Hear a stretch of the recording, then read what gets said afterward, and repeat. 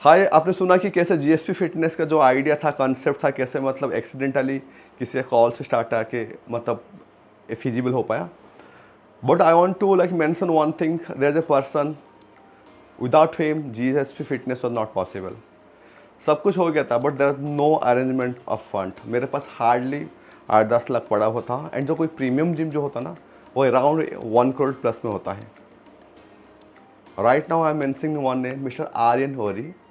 मैं आर्यन भैया बोल के ही स्टार्टिंग से बुलाता था उनको, सर नहीं बुलाता था, जबकि वो गोल्ड जिम के क्लाइंट थे and I was going for free launching there in the Gold gym.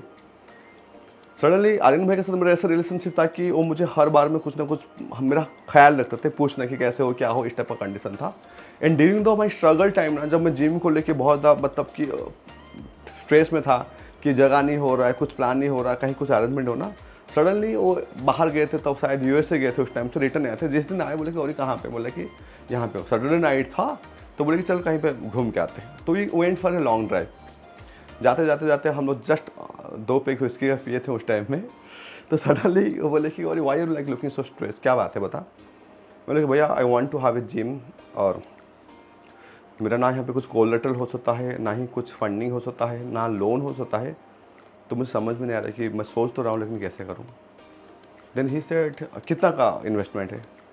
I said कि भैया अराउंड 60 लाख। मुझे आइडिया भी नहीं था एक्चुअली जिम में कितना एक्सपेंसेस आता है, कि मैं जैसे रैंडमली बोल दें, क्योंकि मुझे पूछ रहे थे 60 लाख।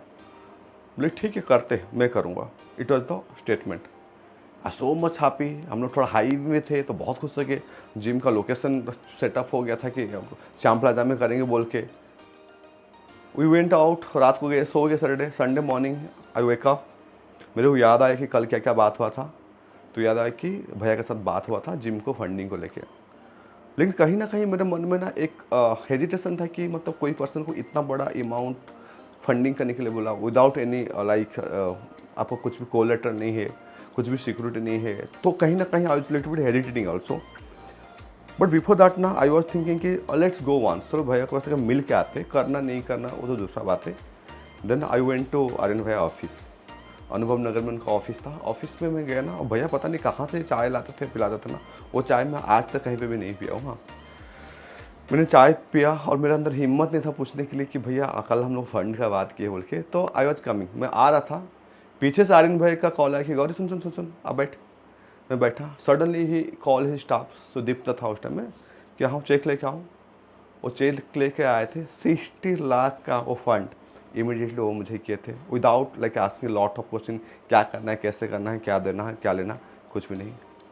दैट्स द रीज़न कि GSP fitness literally materialise. Otherwise आज मैं जो भी हूँ, आज जो भी एंटिटी है जीएसपी फिटनेस का, वो कभी भी पॉसिबल नहीं था अगर आर्यन भाई का जो सपोर्ट है मेरे लिए नहीं होता।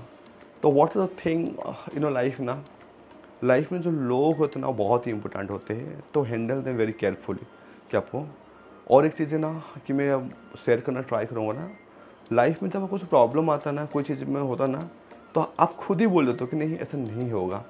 You do not attempt. सोचिए कि अगर मैंने नेक्स्ट डे जो चाय पीने के लिए नहीं जाता और ये सोच लेता कि नहीं यार इतना बड़ा अमाउंट का कौन फंड करेगा, तो आज जीएसपी फिटनेस होता है क्या। तो there are always probability, there's always possibility कि thing can be materialized. Only thing is a mindset कि keep trying. Okay, once again, I'm very much grateful to Aryan Bhaiya and lot of people who supported in this journey of my life. Thank you all.